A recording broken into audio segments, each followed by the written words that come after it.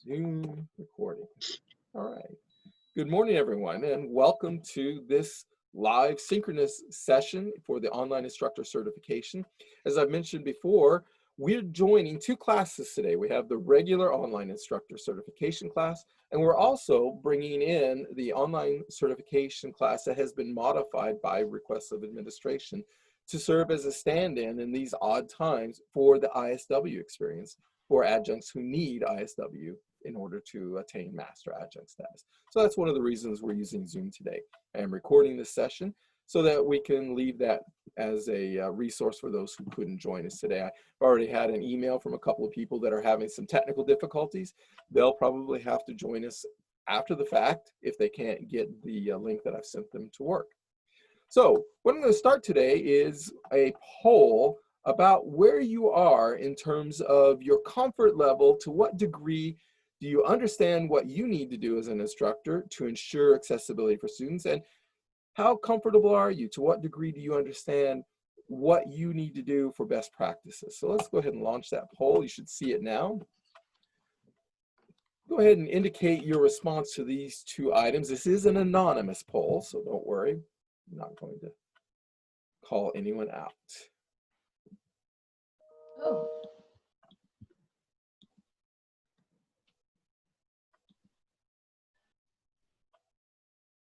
And what I see, which you probably don't, is I see live stats showing me where we are. So completely, somewhat, not at all, completely, somewhat, not at all, they are moving. All right, so when I see in a poll the responses declining, I end the polling. So before I do, I want to give you a warning. I'm going to end the poll in about 3 seconds. So if you haven't indicated your response, you better do it now. All right, 3, 2, 1. All right, and now I have the option to share the results with you. So what we can see is the degree that most of us feel, 69%, that we understand the reasons for making our course materials accessible. Pretty good. Awesome. The degree to which we understand the best practices, those things that we need to do as instructors for creating learning materials, is down to 72% in the somewhat. Luckily, we don't have any not at alls. And that tells me that you guys have been engaged either with the professional development that we've had at Jackson College previously about ADA. You've gone out and explored this on your own because you're a professional and that's what we do. You've read the materials I put online. Maybe you participated in the synchronous session that was available last week about making courses accessible. And that's great. What we're going to do today is we'll quickly cover some of the initial ground, why we do it, but then we're going to go into what are the best practices, and then we're going to look at a JetNet course and look at exactly how that looks when we're working in the JetNet environment. So that's what we're going to cover today. So as you know, accessibility is in part our responsibility. Accessibility is by legislation and by professionalism what we do to ensure that we're reducing barriers to students of all abilities to engage in the learning that we plan for them. In terms of the real world, those are the curb cuts that you see that are wheelchair accessible.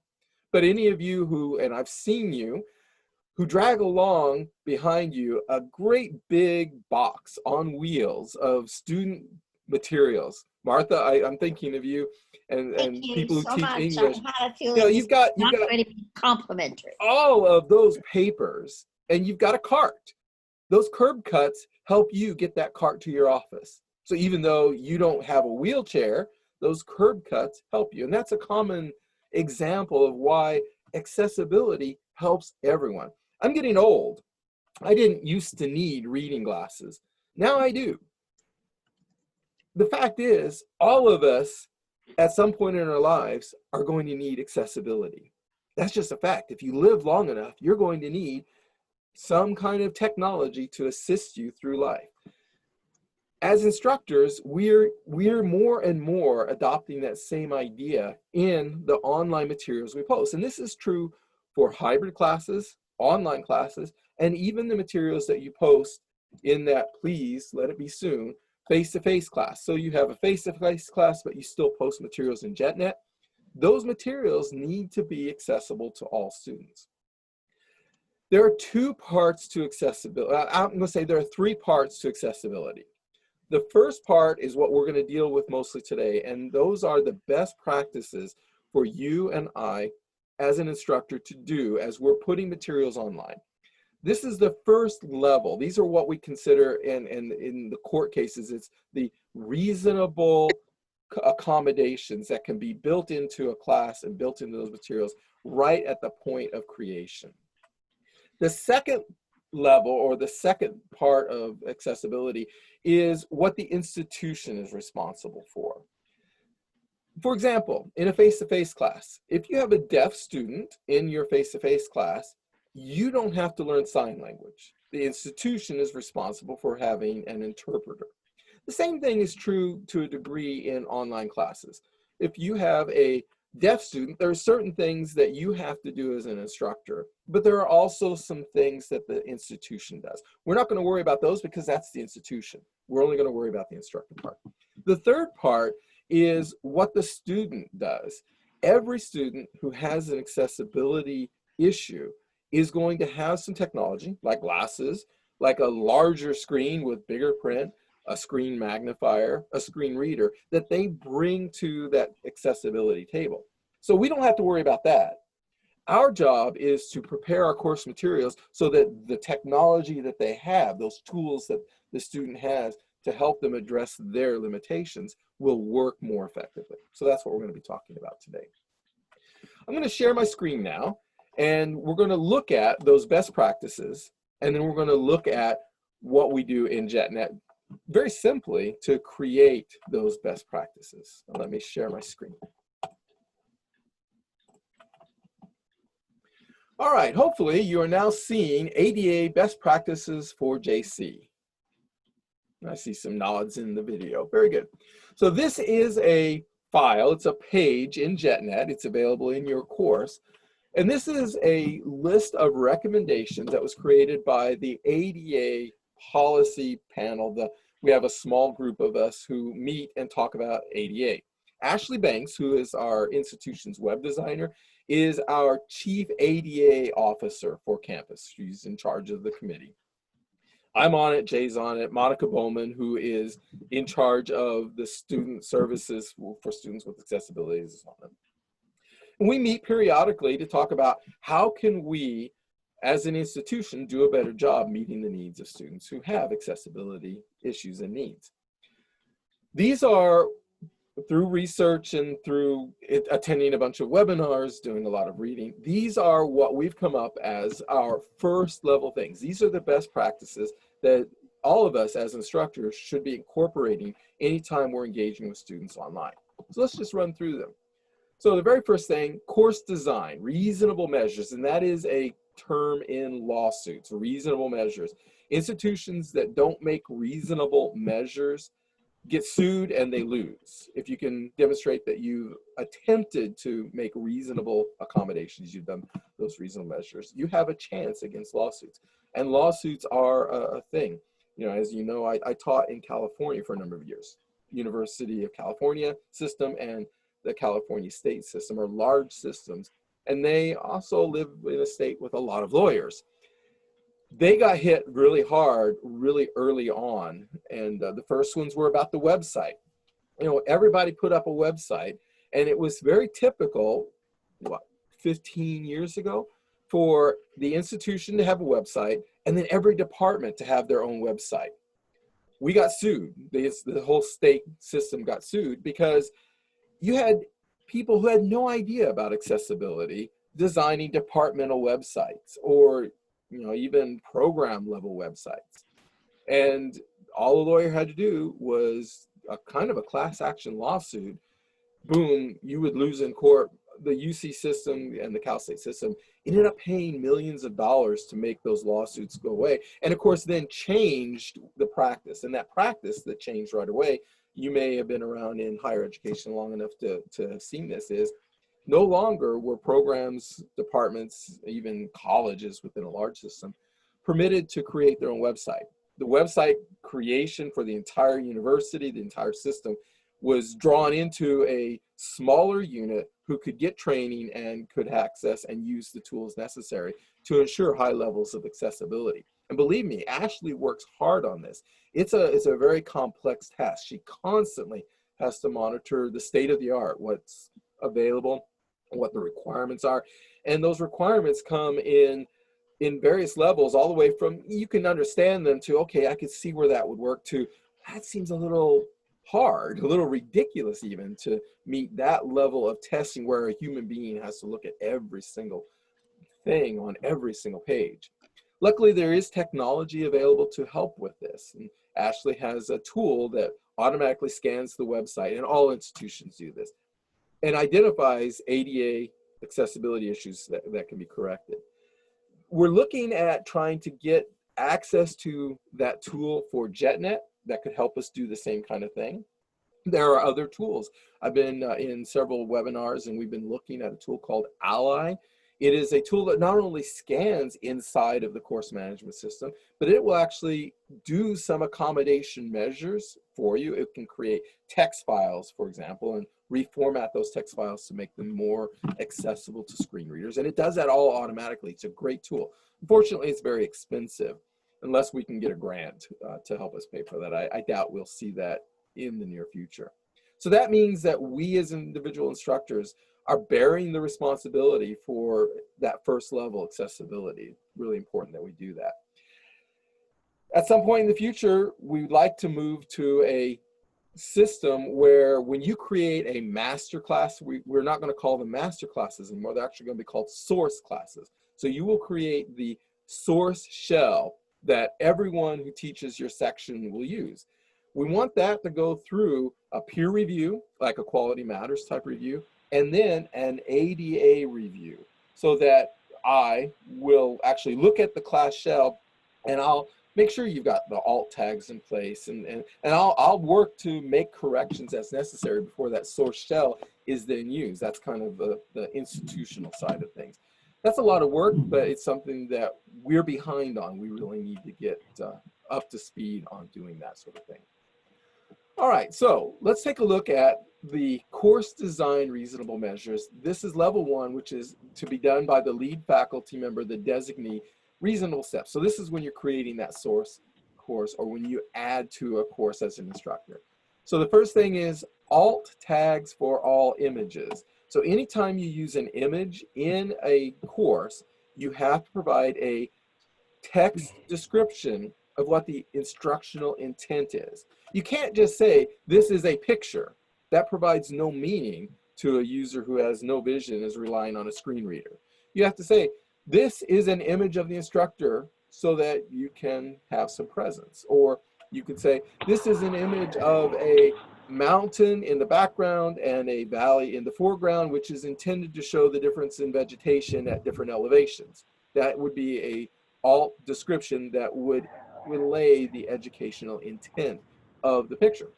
Now, sometimes we put a picture in just because it's pleasing, and that's okay also, but in your alt tag, you say, image has no instructional necessity or something like that, so that the student with the screen reader, and they do need to be short, especially if they're not instructional, so the student with the screen reader knows, okay, there's an image there, but I don't need to worry about trying to understand what the intent is for that image. We have to provide that alt tag.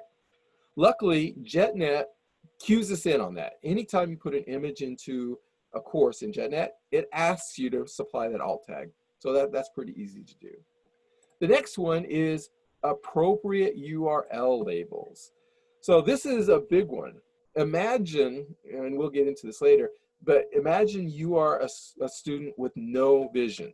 So don't look at the screen, just close your eyes if you will, and imagine that you're hearing this. URL : // http : GOLMIND.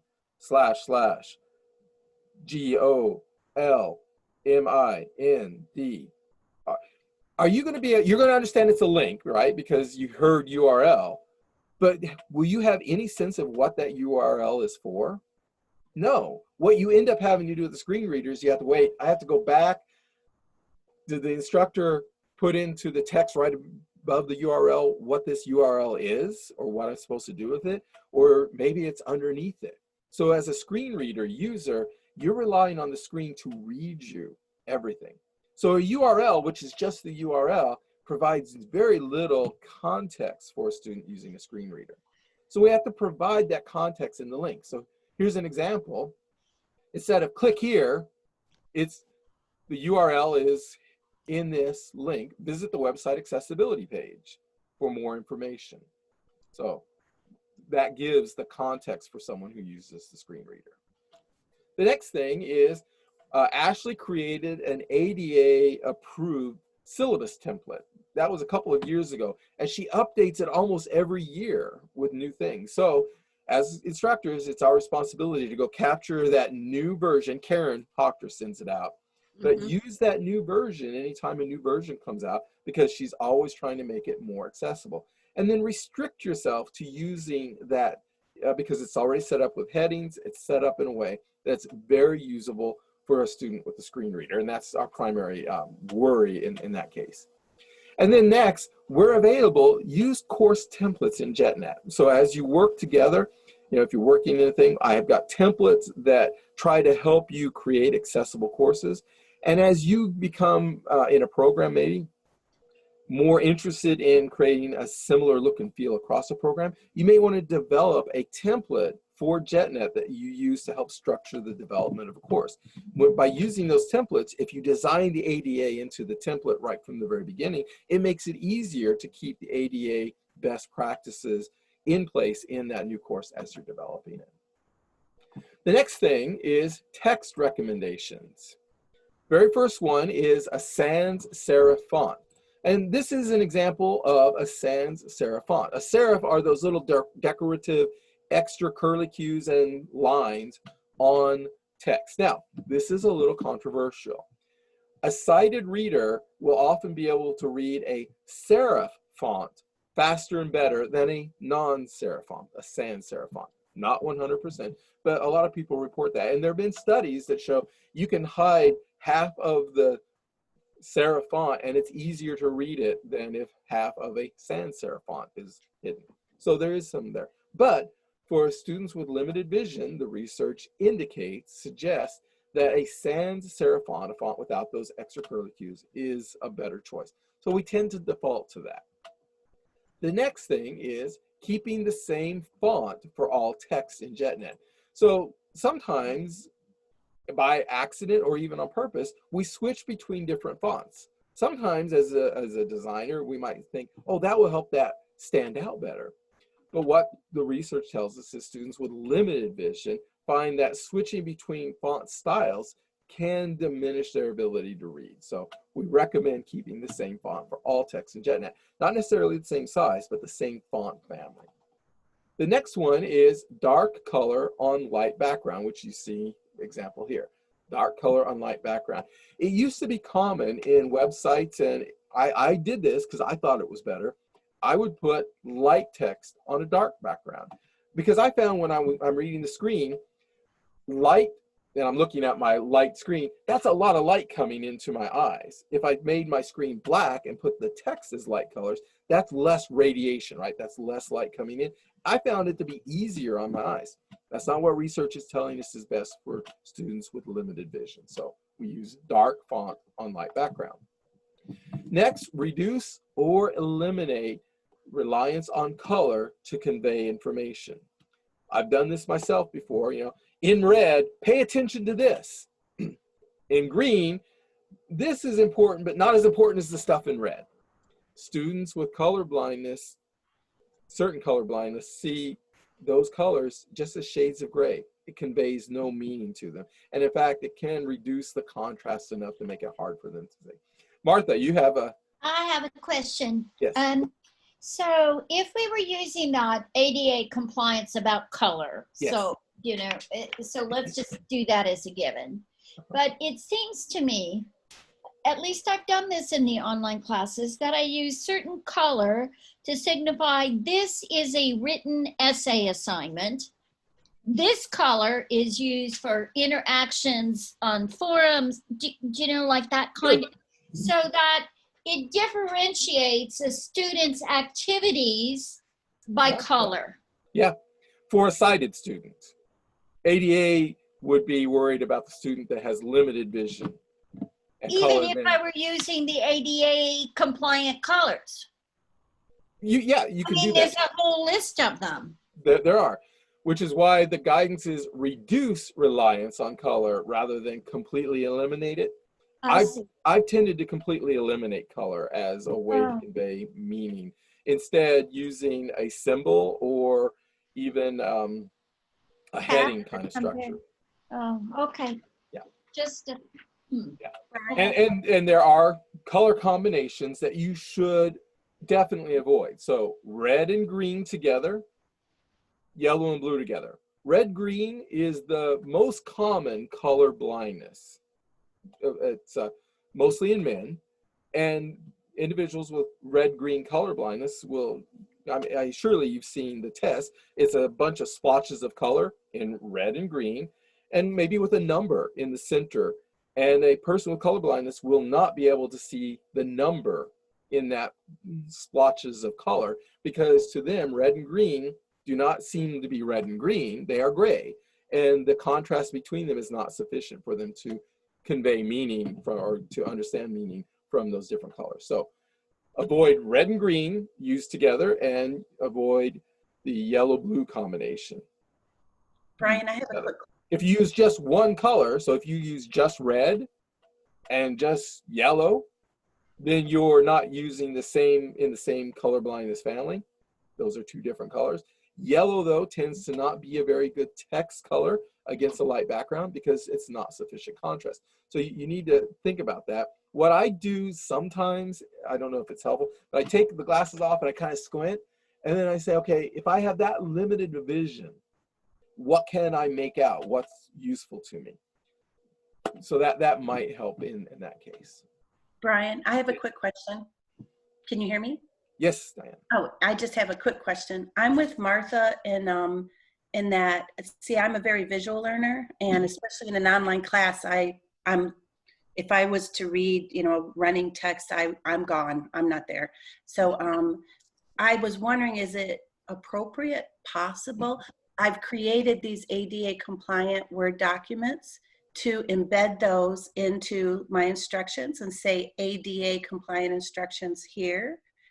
And then the rest of it is for students such as myself who, when you open it up, I could just say, oh, there's that assignment, and that assignment, which I've highlighted. Exactly. Diane, I'm with you. In general, alternative versions are a great idea. Oh, good. As long as they are the same, except for the color kind of thing, the ADA things. Yeah, that's a fine way to address. That's a very reasonable level of accommodation. And my only other question real quick before I forget is, such as meetings such as this, if I was deaf, how, and you say a student could, click the link for the BBB session and take a quiz, how in the world would they know what was said? Okay, so two ways. In a live session, if you have a deaf student, the institution will provide someone who will either interpret for them or create closed captions on the fly. We have a student that's in that situation, I think this spring term, as a matter of fact. So that's an institutional requirement. The next thing is, when I post this video, I will post it to YouTube, which has auto captioning. That is a reasonable but not sufficient attempt to ensure accessibility. So by putting it on YouTube and having YouTube create auto captions, I'm hopeful that it will do it with enough fidelity that a student with limited vision, or I'm getting older and I don't hear as well, students will be able to get the meaning as necessary from those auto created closed captions. If I had an actual deaf student, either I would have to go into that file of captions that was auto-created and edit it to make it better, to improve the fidelity, or the institution would have to provide someone to create that better quality. In the case of something that isn't live, if you're creating high-quality presentations that you're going to be using over and over again, it's worth the time for an institution to invest in captioning services. So you send the video or audio out to someone who transcribes it and creates a high fidelity capture, a text version of that that you can then create as closed caption and or make as available as a text transcript. I can tell you that Office PowerPoint now can do real-time subtitles in various languages on the fly as you're going, and it actually Google works Slides pretty good. too. Yeah, I've been using it in my chemistry course, and it's actually been pretty good fidelity. So you just have to click the use subtitle box in the slideshow menu, and it'll take the audio and generate subtitles underneath the slides as you go. Oh, can you use that in Camtasia then as well? No. They would show up in the Camtasia because they just show up at the bottom of the slides. They just in real time appear at the bottom of the slides. Oh, cool. Yeah, Okay. so if it's on the screen, Camtasia will capture it, but Camtasia does not have that captioning capability on its own. Yeah, I'm really thankful that the technology is catching up. We've had voice to text technology for 20 years or more. It's never been that good. For some people, it's great. For some people, it's terrible. The algorithms keep improving, and we're finally catching up to the point which I said 20 years ago we would get to, which is technology will always evolve to help us with this. 20 years ago, if you wanted to do closed captioning, it was really hard. You had to create a transcript. You had to then learn an XML style scripting language or markup language in order to associate your closed caption with the actual video resource. It was a pain. I used to do that by running two computers. I would do a text or voice to text recording on one computer, and I would record the presentation on another. Then I would edit that, and then I would do the scripting, the markup necessary to bring them together. It took hours of additional labor. And at the time, I was teaching instructional technology, so I was doing it in part to learn to teach some of my students who were doing that. But I always said, this is beyond what we would expect a faculty member to endure. You shouldn't have to go through that much pain to create accessible materials, especially if you're doing it before you even know you have a student who needs that kind of level of support. Luckily, it's getting better, so we do that. Well, one of the beauties, I've been using just the built-in PowerPoint recording capability. Yeah. Because PowerPoint now has a built-in recording capability. Yeah. And so not only can you have it generate the subtitles for the slide, but if you use the built-in recording capability, each slide's narration is attached as an object to the slide. Yeah. So if you move that slide to another presentation, the narration for that slide stays with it. Yeah. And that's ADA compliant because it's an object that can be determined as an audio file. Exactly. Yeah. And that's relatively new for PowerPoint. So. Yeah, it's like the last couple of generations it started. Yeah. Microsoft's been pushing a big accessibility thing in the last couple of years. Yep. So technology is helping us. So back to our final one in text recommendations. In Word documents, PDF documents, and the like, use headings for formatting rather than using bold, font sizes, color, etc. The reason for the heading view is because that creates an outline view that aids in navigation, again, mostly for students with limited vision or who use a screen reader. So the heading structure creates an internal, kind of behind the scenes outline navigation that allows the student to page through the document, the resource, much more quickly. So always use those headings. There are some people who are very strongly against PDF, and there are some who are very strongly for PDF. If you use them, fine, just use the heading structure. Word is fine. I tend to prefer using in JetNet the page rather than either Word or PDF. More and more I'm doing that because it's an HTML file. You still use the heading structure to create that readability factor, but it's much more universal. Everyone has a web browser. All right, on to graphic recommendations. The graphics, you need to make them relevant to content for the most part.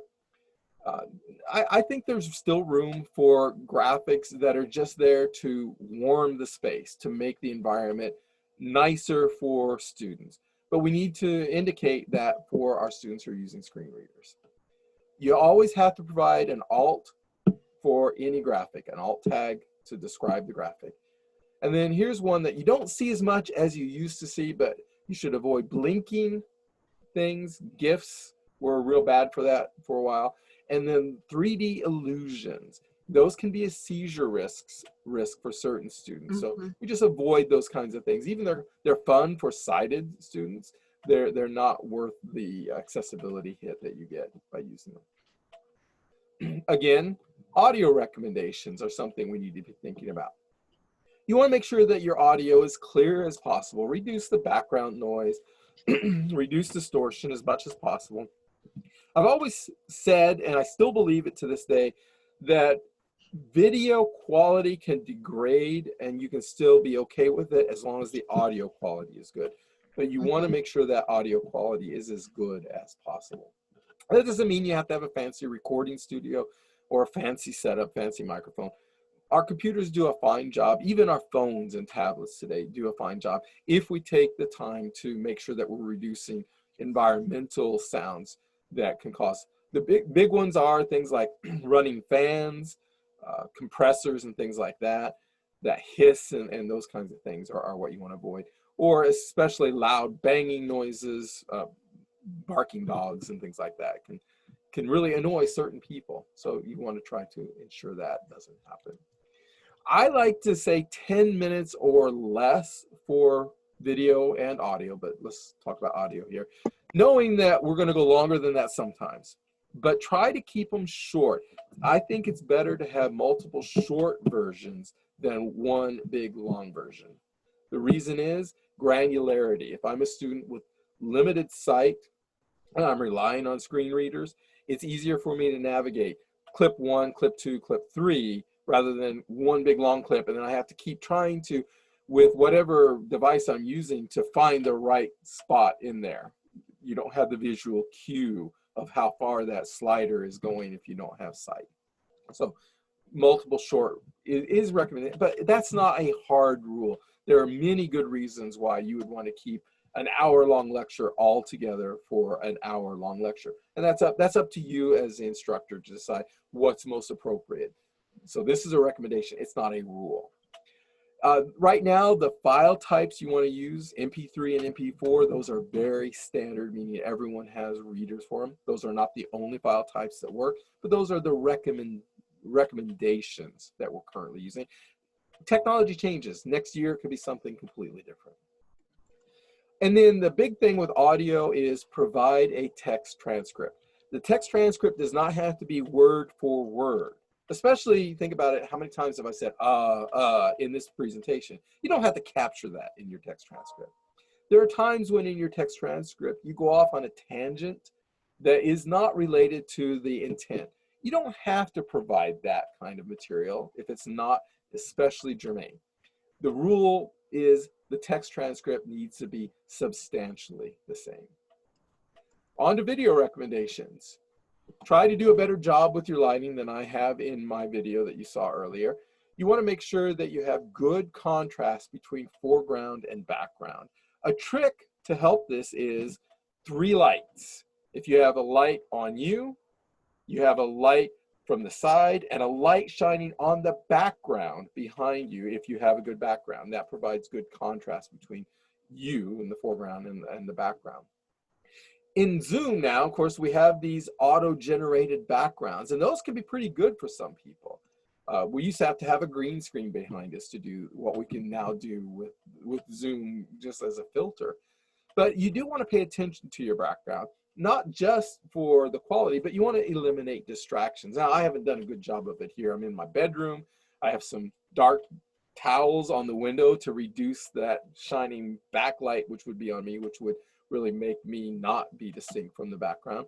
But if I were really doing a video especially if I was creating a video that I was expecting to use over and over again, I would go to a place where I had my back to a wall. I used to I worked on the Navajo Indian Reservation, so I had wool blankets. I would always hang a blanket behind me, partially for sound deadening, but also as a consistent, nice, muted color background that doesn't give information about where I am. A student wouldn't know if I was at work because I had a recording studio that I created at work, or if I was at home. They wouldn't know because the background didn't give them that information. Here, you can look at my background. You can see, oh, look, there's some closet doors, there's an iron bed. You can see my background. And some people, I'm not sure you guys aren't this way, but they'll study your background to try to learn things about you. Because that's what we do as human beings. We want to know the people. So, you know, as I look at your video, I see a lot of books in most professors' spaces. That's kind of normal. But, you know, is there something personal to you that you don't want to share with students? Pay attention to that sort of thing. But the other thing that you might want to think about is a student with limited vision, not a student who's blind, but a student with limited vision. If you have a very complex background, it's going to make them harder for some students with some visual conditions to perceive you in the camouflage background of, you know, muted color and shapes. They may have difficulty. You know, again, squint your eye and take your glasses off and look at that little picture. Where's the person? You know, if you have a round shape right here, that round shape kind of looks like a face. And if you're not moving a lot, the student may lose you in their perception. So pay attention to your background in that video, good lighting and so on. You don't want to move too rapidly too much. And I'm bad for that. I'm throwing my arms around all the time. But our video cameras in these live sessions, and also if we're not using a high-end video camera, they often do not do a good job capturing that, especially when we apply compression to it. When we apply compression to it, you get a lot of blurring. If the student's using an internet connection that's not very good, rapid movements make it harder for the compression algorithms to compress the video so they can see it, so they begin to get that pixelization. So if you're moving around a lot, you're making it harder for the technology to do the information. Same thing if you've got plants or flags or things waving in your background, that makes it harder for the compression algorithms to get that video to your students. So you do want to reduce movement a little bit. Again, I'm going to say 10 minutes maximum length, knowing that's completely unreasonable. It's a guideline, it's not a rule. There are many reasons why you would make a video that's much longer than that. But if you're able to, I think it's a better practice to keep them shorter and providing multiple ones. The file type we're recommending right now is MP4. That's a very common video and audio file type. And then here at Jackson College, we're specifically, our ADA committee is specifically recommending that you use YouTube as an auto captioning. So if you're creating video and posting it, we really recommend you use YouTube. Now, if you've got PowerPoint, like John was talking about, creating the captions for you, it doesn't really matter. But right when we created this, which was, it's 2 years ago now, YouTube had the easiest auto captioning. So we were saying that's our default. We know it's not sufficient. If you've got a student that's visually impaired significantly, they are going to identify to Monica Bowman, and Monica will work with you as an instructor and will work with the student to make sure that higher quality captions are created if those are necessary. And that, in a nutshell, in a document, are our best practices. Any thoughts, questions, comments? Yeah, I'm sorry, I have another question. Let's say I'm using a video that comes off of not something I'm creating, but something that is not on YouTube, but is through an arts humanities channel. Yes. Is not captioned. How do I make that ADA compliant? You don't. You don't have the rights to that type of material typically. So does that mean I can't use it? I mean, there's bunches of humanities material that falls into that kind of category. Yeah, so I've got two answers for you there. If that's essential to your class, use it. And a student who has a documented accessibility issue will work with Monica and the students for the Center for Students who have disabilities, and they will work to get those. Same thing like a textbook. Not every textbook has a Braille version, but if we have a blind student who requests a Braille version, we'll have to find a way to get that Braille version created, or an audio version. Something has to be done. So these guidelines are guidelines. If the second answer is, if you can do it in another way, if you have a choice between two versions, one is good and one is great, but the good one has captions, go with the good one, just because it's better for students who have these needs. In some cases, it's just not possible. So can I ask, I think it was John Ireland, a question about the new PowerPoint that has the audio and captioning. Is it possible to take an old PowerPoint and put it in it and have it do it? No, it does it live while you're doing the record. That's So too bad. so yeah, what I did was I've taken all my old PowerPoints and I've broken them out into granular sub PowerPoints, and then I've been slowly recording each of them with the captioning With your turned on. narrative and caption. Okay. Yeah. Now you can use an old PowerPoint file, open it in the new version of PowerPoint. And then, then do just the do the narration, record. which And is then like do the reading record. your notes about whatever's on, Exactly. not reading the PowerPoint, but Right. discussing. It won't take an old slideshow that you've recorded audio onto that you made 10 years ago and update it for you. It does it live. Okay. Thanks. Any other Sorry, I comments know or they're questions? dumb questions. I have a dumb question. Please. So, if this is a real dumb question, so if we want to use like some of our Camtasia lectures we've already created and upload them to YouTube, does the college have a YouTube account, or do we have to open our own YouTube account? You would want to open your own.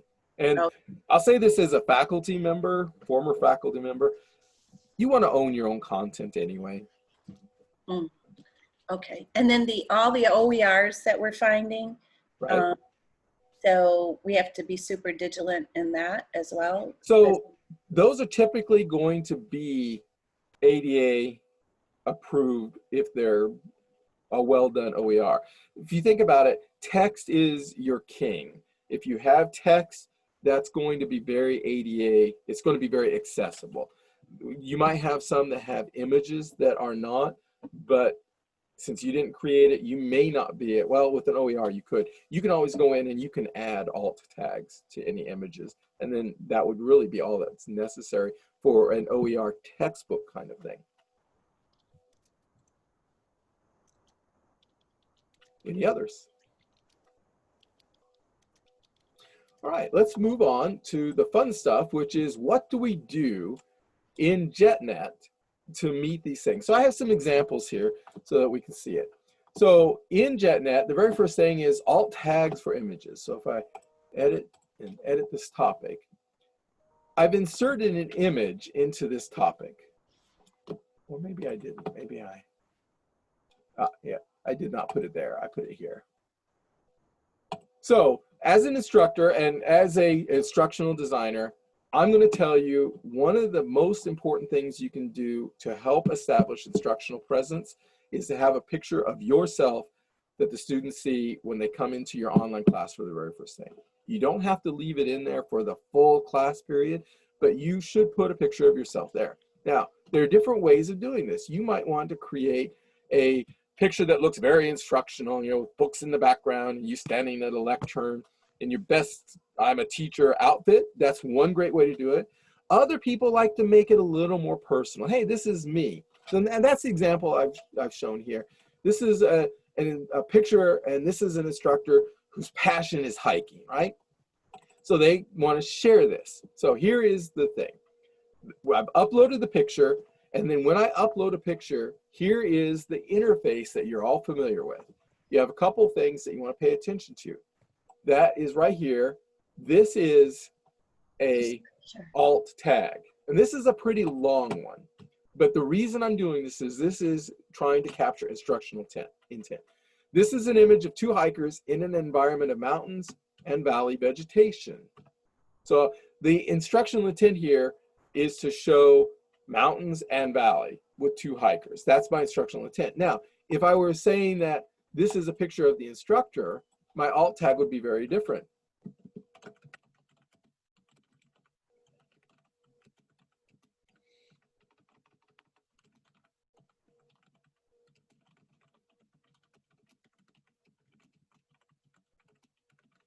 So the alt tag for a picture that I put in as an instructor might be something like picture of instructor in foreground with companion in back in a mountain valley. Not so much instructional intent, but I'm trying to describe the picture. Why do I want to say the instructor is in the foreground? Well, because there are two people here. A person with limited sight might rely on this to know which is the instructor. It's the foreground one rather than the background one. And then there's a mountain and valley. And that level of description is sufficient for an alt tag. The other thing you can alter here is your alignment and your size. And you probably have already played around with that. So you save the image and you're done. That's all that's required. It's one extra step. Now you may have noticed that there is a description not necessary. I recommend not using that. If you have a picture that is there just for making the environment nicer for sighted people, image has no instructional. That would be sufficient. It's nice and short. The screen reader says image has no instructional purpose. The non-sighted student just skips it, doesn't have to worry about it. Unfortunately, that description not necessary is overused and students know it. So that's all there is to that. So you save and return the course and you're done, alt tag. The next thing is the appropriate URL labels. Again, if you've got in your JetNet course URLs, links to external sites, that's great. But this kind of link doesn't give information to a student who's using a screen reader. What they hear is https://www.youtubed.com. That they hear it spelled out letter by letter. They have no idea why you have that there. Then if you make the mistake of doing this, which a lot of us do,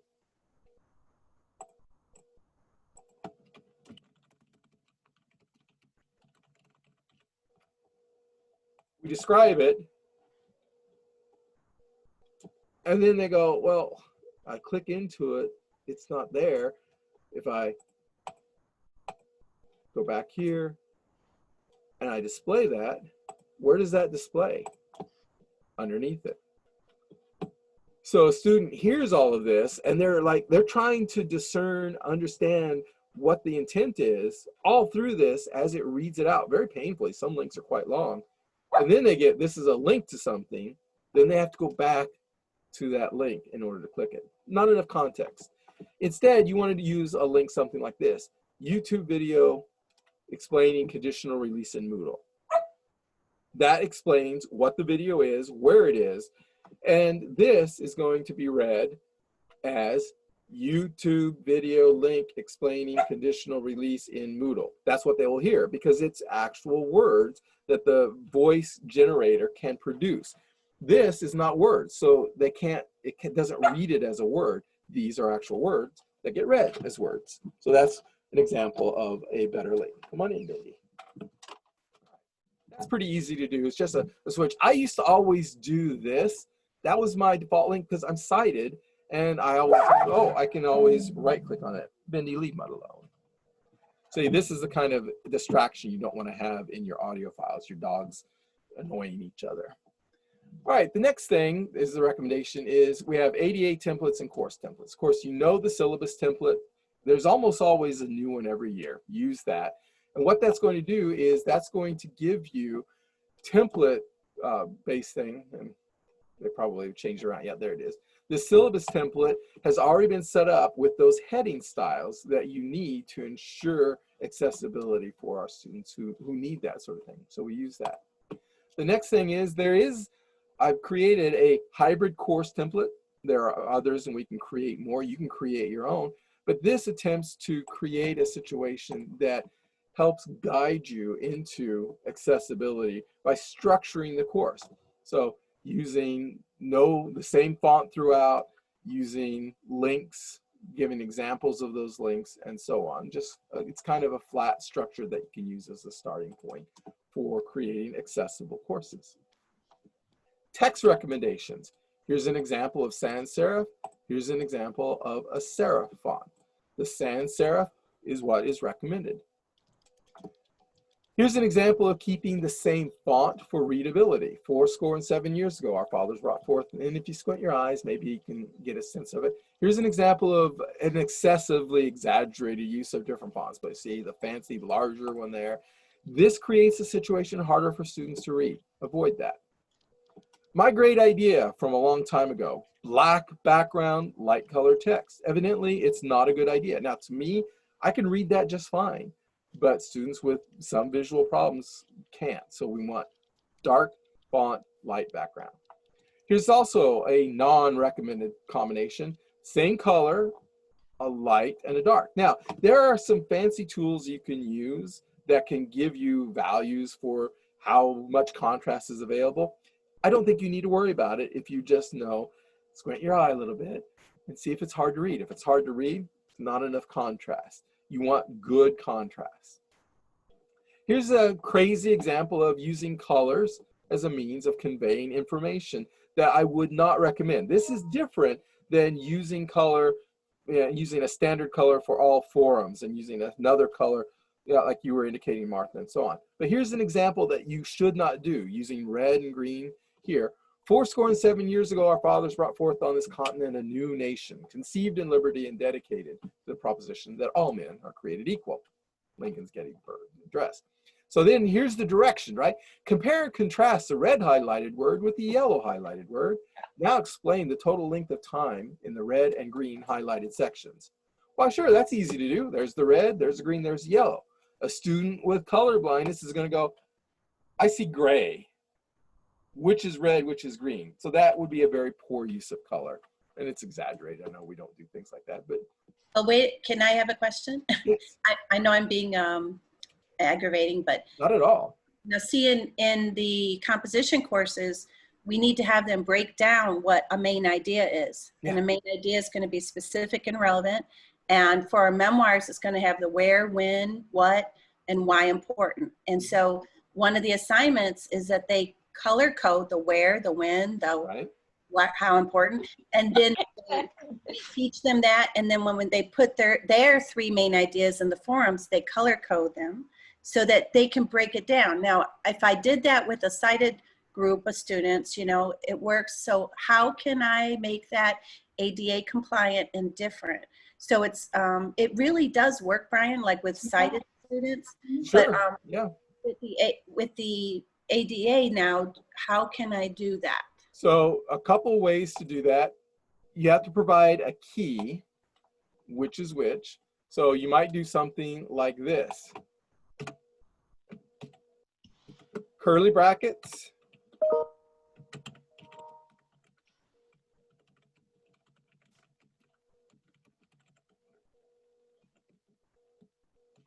It's not nearly as pretty, is it? It's Diane? not, is it? Straight. Oh, I want that in color.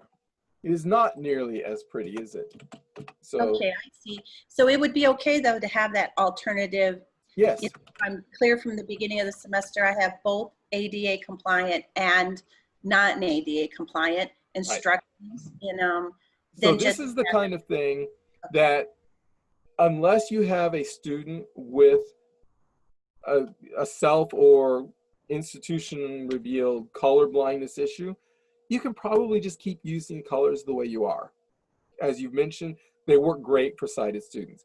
But if you know or suspect that you have a student who has that, you might say, here's how we're going to do it. We're going to use color and brackets for this reason. So you can use those kinds of brackets. You can also do, you know, asterisk.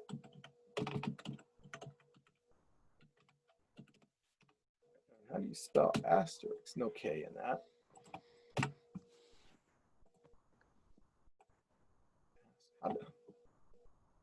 How do I not know how to spell asterisks?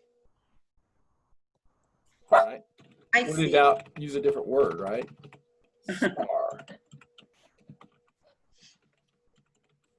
So you can use those kinds of things.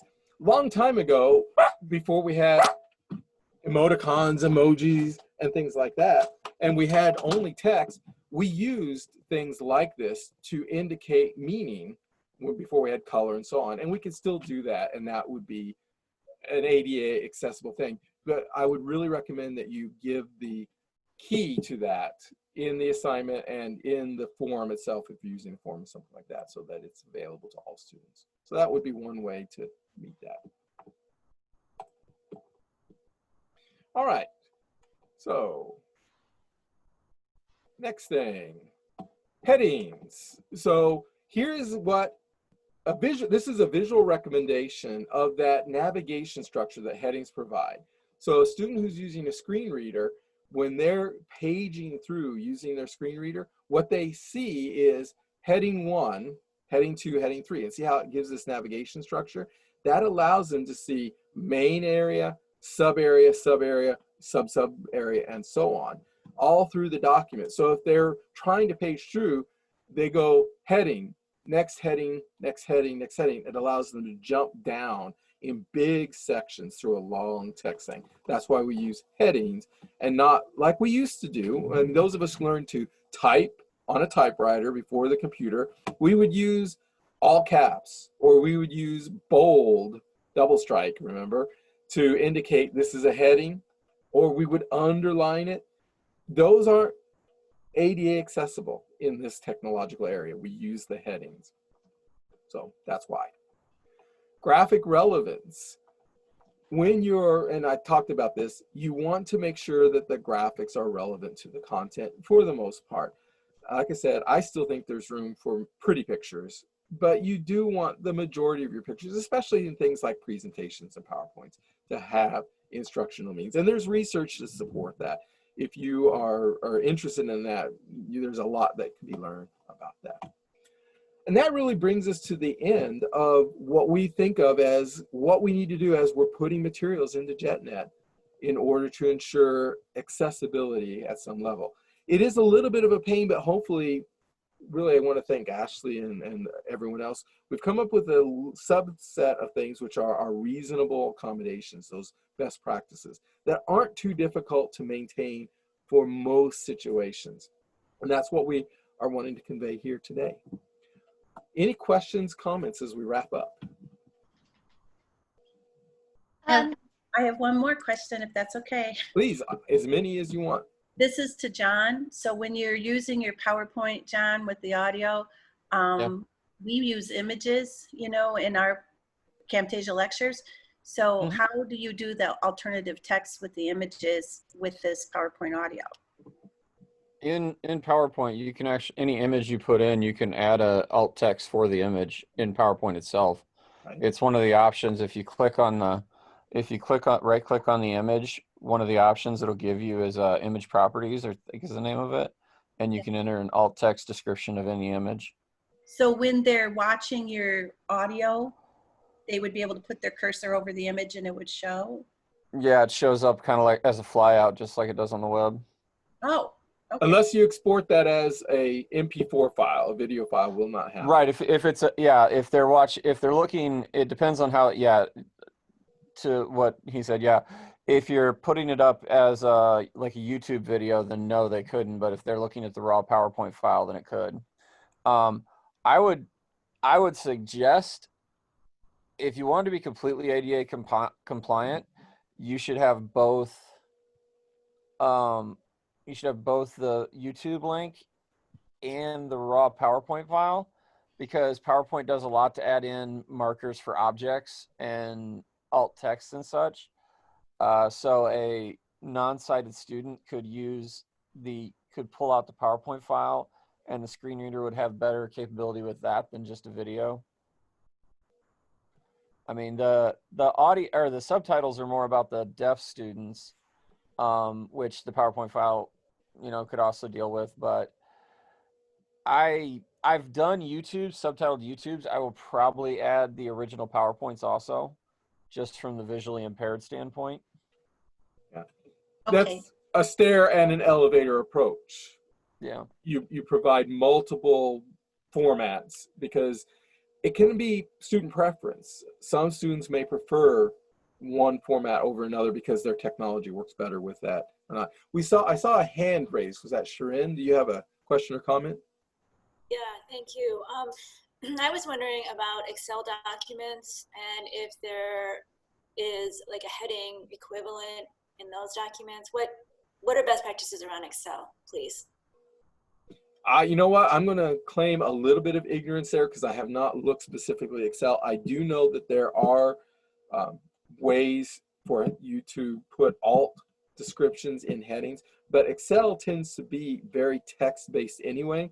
So a screen reader is going to read that cell by cell, and if it's a word, it's going to read it as a word, or else it will spell it out. If it's a number, it's going to spell that out, or give the value for that. So Excel for a screen reader is already kind of accessible because each cell, the contents can be provided. There may be some other nuances in terms of how you structure an Excel document that I'm not familiar with.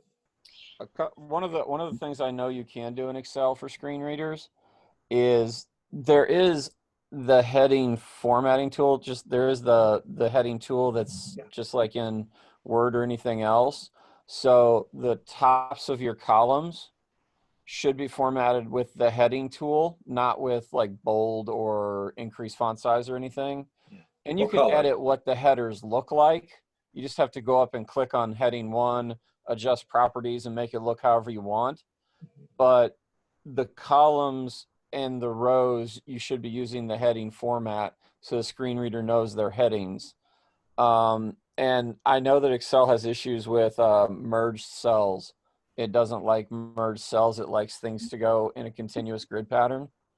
I use Excel for my my pace chart for my students, so that there's a kind of a visual, this is what each type of assignment is, this is when each assignment's due and type stuff.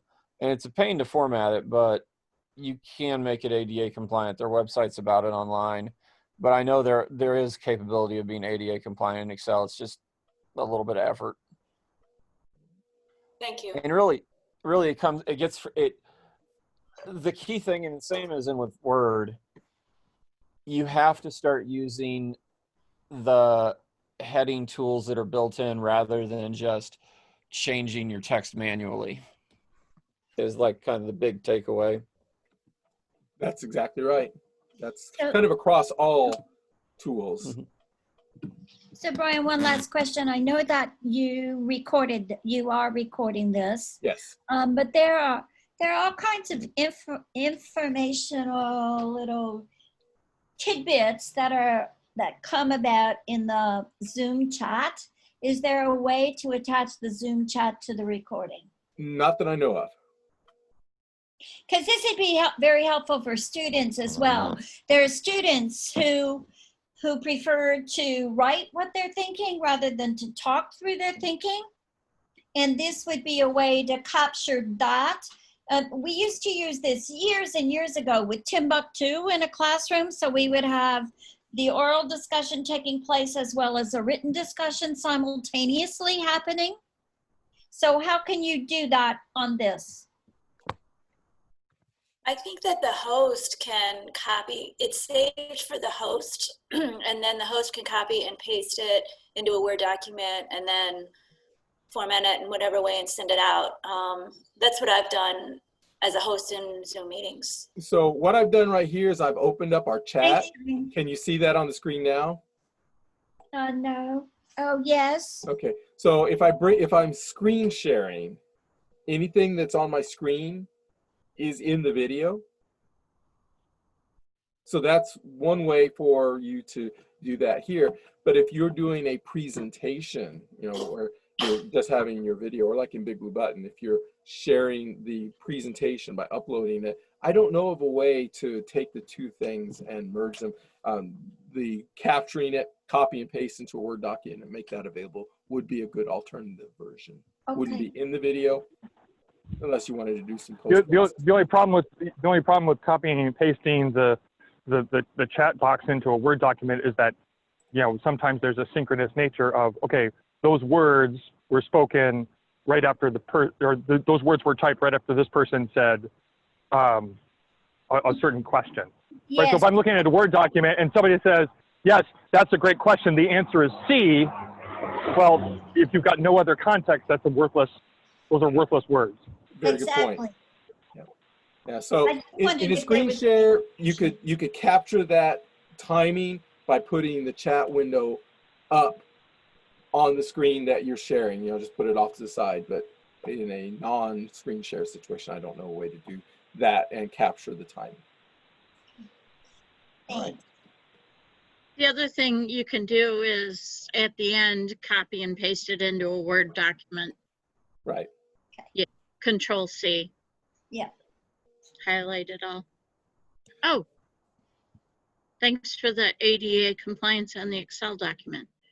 And I did not know about the merge cell thing, so that was good to know. Yeah. You know, also with the live chat, you don't have to copy and paste it. The 3 buttons at the bottom, if you hit that, you have the save chat button. Oh, thanks, Jerome. Very good. And then also you may want to click on show in folder. Like if you're trying to do that, you might should save the chat now and then click on show folder. And then if someone adds something later, you could just save the chat again and it'll go to that folder and you could go back to it later. Great tip. Just so you guys know too, Zoom has lots of settings you can play around with. And one of the tabs, there's the recording settings, and one of the advanced cloud recording settings is save panelist chat to the recording. We've been asked not to use the cloud recording because that's costing somebody some money. So, but that's a good tip. I've never even explored that. Thank you, Ariel. Yeah, I mean, I know this isn't recording related, but Zoom also has a feature where you can have settings like raise hand, go slower, go faster. So if you're worried about communication while you're in the Zoom, and you don't want the students necessarily to interrupt you while you're speaking, that's something that I have used because I know I talk fast. So I tell them, please, if you click on participants, I show the students how to use it, and then that's something they could do as well. That's a setting I just added in. Very helpful. Thank you. All right, at this time, I'm going to